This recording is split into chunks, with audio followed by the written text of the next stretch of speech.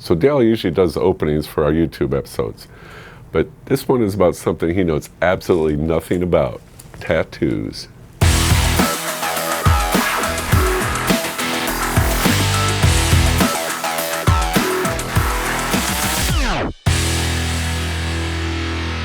So how many people at Medium do you think have tattoos? You'd probably say 85%.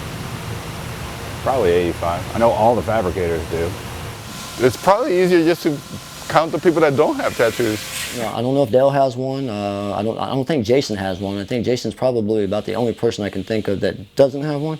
Maybe Jamie. I don't know. Never really asked. No tattoos. My brother is a tattoo artist and does tattoos. No tattoos for me. I'm good. First tattoo was this. That was a big thing. It was like 13 years old. I was small as a twig. Homemade tattoo machine, made my machine, drilled on there. Back then I was about that round, so put it on there. I was like, yeah. Now I got older, it's a lot smaller. Well, my first tattoo was a tribal cross that I drew, and I got that between my shoulders when I was like 18 years old. Came home, I had like in passing mentioned to my mom I wanted a tattoo. She didn't think anything of it. She was thinking it'd be something small. I'd come home, and of course they put on like shoulder to shoulder and whole back like bandage to cover everything up. It was like saran wrap and paper towels, but I come home and she's freaking out thinking my entire back is covered. Then when she actually saw it, she was good. So first tattoo, it's a fish hook right here. And probably the greatest story I have behind the fish hook, even though it was my first tattoo, is my grandfather, who's passed, would always make fun of me, but why'd you get a paper clip tattooed to your neck? And it was always good. And to this day, I still say it's a paper clip, in honor. And they got, this one here was a squadron I was in the Navy. When I went into basic right out of high school, that was the thing. It was like, you know, as soon as we get done with basic, we're going to go get our tattoos. We're celebrating this, or we're going to do this and that. I had found out that my spirit guide, or my spirit animal, was actually a white tiger. So I actually got that one put up on my back shoulder here. That was my very first one.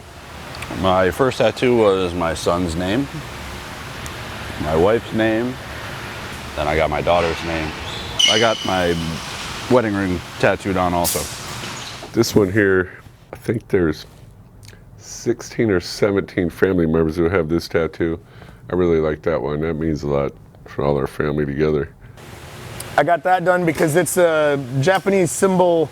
There's like a legend that the koi fish will swim up the Yellow River, and once they reach the waterfall, the ones that don't have the strive to keep going will turn around and just swim around.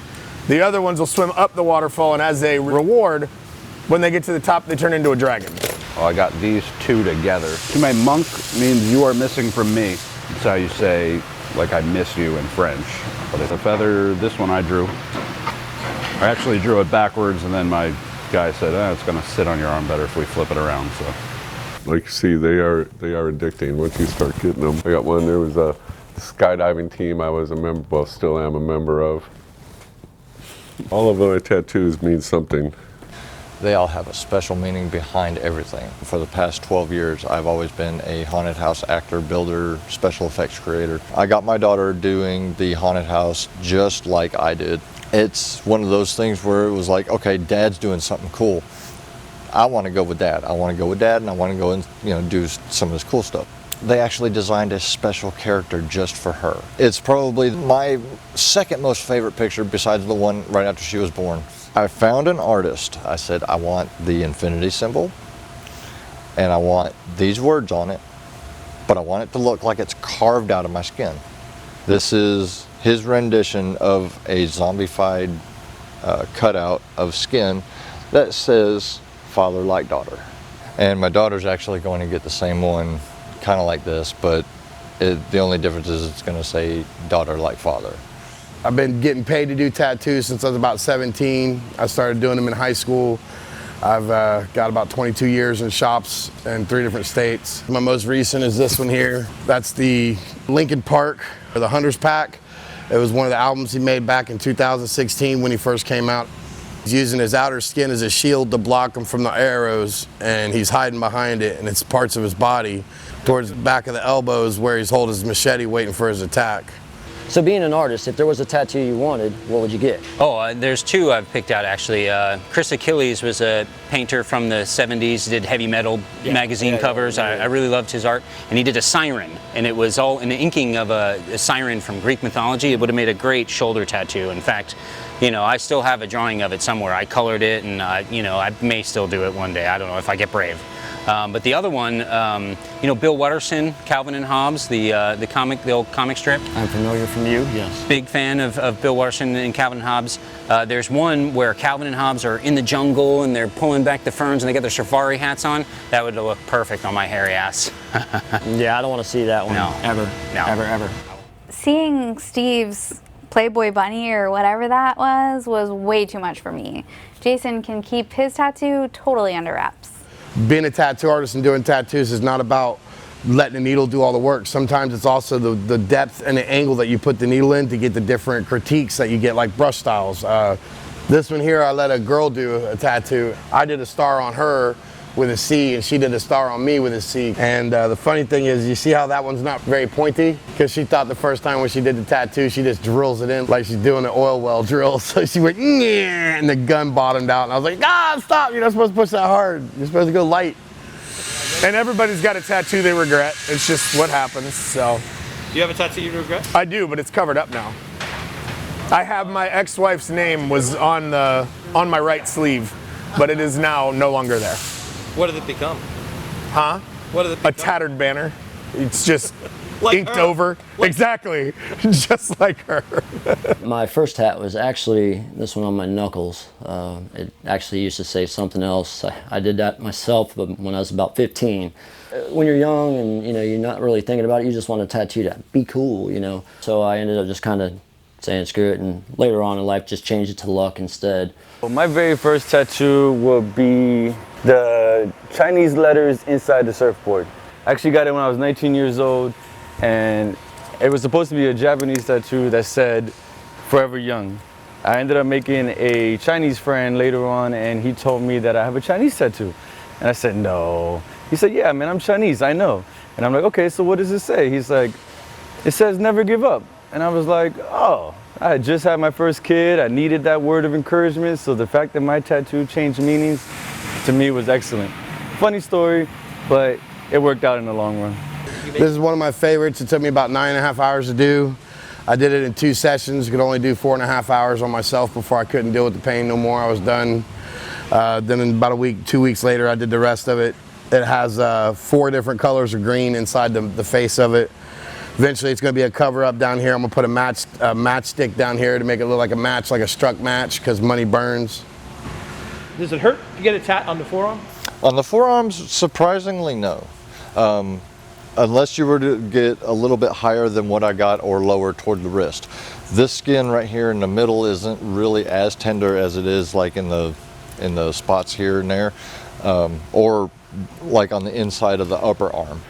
You start getting down in this area, it's a little bit tender right there.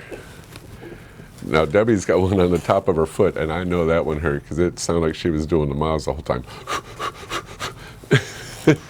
I have a very strange pain tolerance, and I fall asleep during tattoos.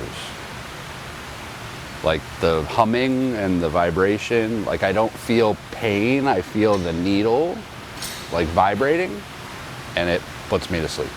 Even this one, I mean, the guy who did this one was like, "Are you sure you want to do the inside of your arm? Like, it's pretty painful real estate."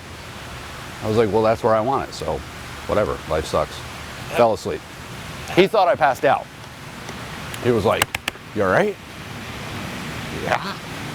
That dude is kind of nuts if he can't feel it, because I know that I would feel it right there on the inside. But I mean, right here, it's not that bad. I've seen people with tattoos that there's no way I can get a tattoo like on here or right up in there. There ain't no way. No, I'm sorry, I can't do that. So honestly, everything was fine. I was good through all of this, except for right here. Going in, because I have a chest piece that comes over, and coming into right here, that sucked. The ribs are not fun. All the inside of here was tender, but it wasn't too bad. This sucked because it took like 2 months to heal, because if you look at it, it's constantly wet. I sweat like crazy, so it was a problem. I was pushing ink out like crazy.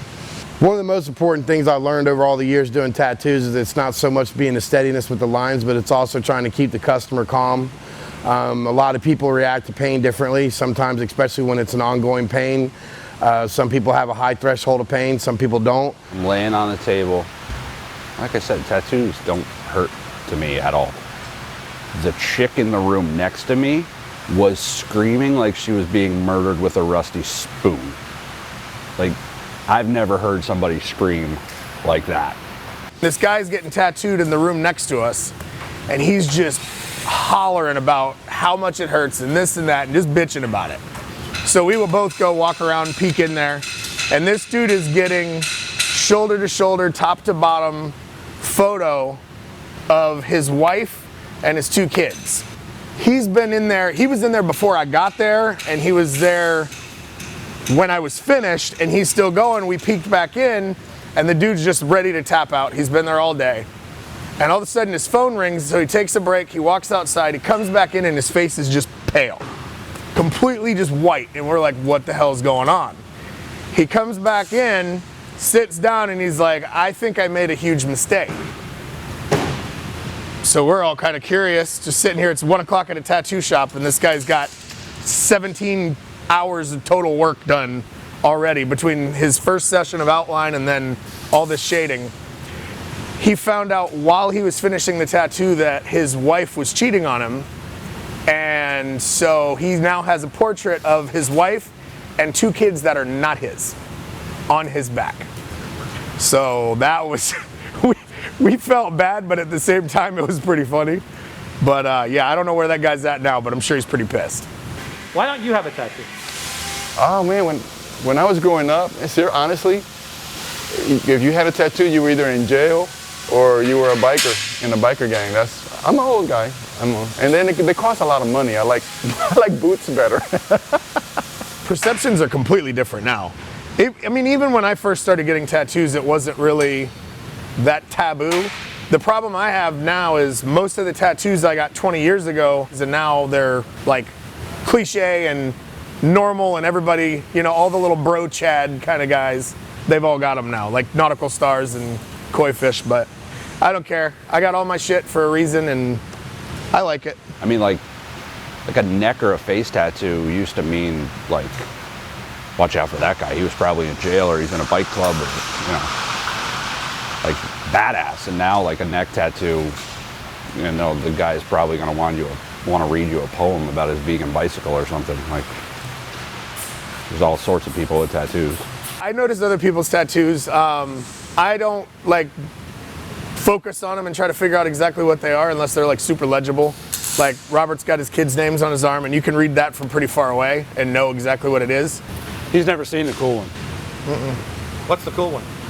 It says Tiny, but then sometimes it says Ticonderoga, New York. Have you asked Dale yet if he's got a tattoo? Hey Dale. Yeah? Tom's doing this tattoo episode. He's asking everybody about their tattoos. I don't even know, man. Do you have any tattoos? I got no tattoos. No. I couldn't get no needle near me. It's not happening. No? I mean, I'm not gonna mar none of this. Yeah. You know? Agreed. Hey, no whoa, tattoos. you ain't getting a tattoo. I thought you No. were coming over here with a needle, No, man. no Get the hell tattoos. away from me. No, I'm with you on that one. Painful and permanent. Right? No.